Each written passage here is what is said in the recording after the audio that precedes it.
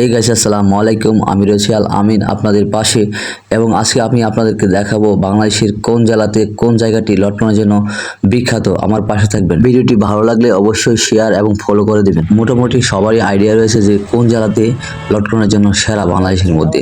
তো আমার জেলাও সেই জেলাতে, এবং আমি আর আমার বন্ধু প্রথমে নামাজ পড়লাম বেলা বড় মসজিদে, তারপর চলে যাব আমরা লটকনের বাগানে। যে জায়গাগুলোতে লটকনের বাগান রয়েছে সেখানে কিন্তু কাঁঠালেরও বাগান রয়েছে। আপনারা ইতিমধ্যে দেখতে পাচ্ছেন যে রাস্তার মধ্যে সারি সারি কাঁঠাল রেখে দিয়েছে। আমরা কিন্তু চলে আসছি লটকনের বাগানগুলোতে রায়পুরা থেকে শিবপুর উপজেলাতে, এবং বাগানে ঢুকে পড়েছে। তো আমরা বড় বড় বাগান দেখাবো কোথায়, আমরা জানার চেষ্টা করব মানুষের কাছ থেকে যে বড় বড় বাগান কোন জায়গাতে রয়েছে, আমরা সেখানে আপনাদেরকে নিয়ে যাব। তো অলরেডি আমরা লটকন বাগানে চলে আসছি ঠিকই, কিন্তু তার চাইতেও বড় বড় বাগান আশেপাশে রয়েছে। তো আমরা এই এলাকার জনগণের কাছ থেকে জানার চেষ্টা করব যে কোন কোন জায়গাতে লটকনের বাগান রয়েছে, আমরা সেই এলাকাতে যাব। তো এইখানে আমরা শুনেছি একটি চেয়ারম্যান বাড়ির বাগান রয়েছে, চেয়ারম্যানের বাগান।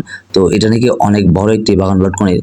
তো আমরা সেইখানে যাব। তো আগে যেখানে নেমেছি সেখানে এই বাগানটা দেখে তারপর চলে যাব ওইখানে। আরেকটা কথা জানিয়ে রাখি যে বাংলাদেশের মধ্যে কিন্তু লটকনের জন্য বিখ্যাত নরসিংদী জেলা, এবং তার উপজেলা হচ্ছে শিবপুর। এই শিবপুর এরিয়াতে অসংখ্য লটকনের বাগান রয়েছে, আর এখান থেকেই বাংলাদেশের বিভিন্ন জায়গায় ছড়ায় এবং বাইরে কিন্তু এই লটকন যায়। শিবপুর উপজেলার এলাকাগুলো অসংখ্য জায়গা আমরা ঘুরে দেখেছি যে এইখানে অসংখ্য লটকনের বাগান রয়েছে। সামনে এমনকি ঘরের সামনে, পিছনে, আঙিনায় সব জায়গা জুড়ে অসংখ্য লটকনের গাছ আছে এই এলাকাতে, আমরা যতটুকু দেখতে পেলাম। শুধু তাই নেই, আমরা কিন্তু এই এলাকাতে কাঁঠালার বাগানও দেখেছি। আর যখন লটকনের সিজন আসে তখন কিন্তু এই এলাকার মানুষজন আসলে ফল মূল নিয়ে ব্যস্ত থাকে আমি দেখলাম, কারণ এই এলাকাতে বেশিরভাগ লটকন এবং কাঁঠাল বা আরও অন্য অনেক সবজি টবজি হয়, আর তারাও এগুলো দিয়ে জীবিকা অর্জন করে। কত সুন্দর করে সাজিয়েছে তারা, এখন নিয়ে যাবে বাজারে মরজাল এবং বাড়ি চাই।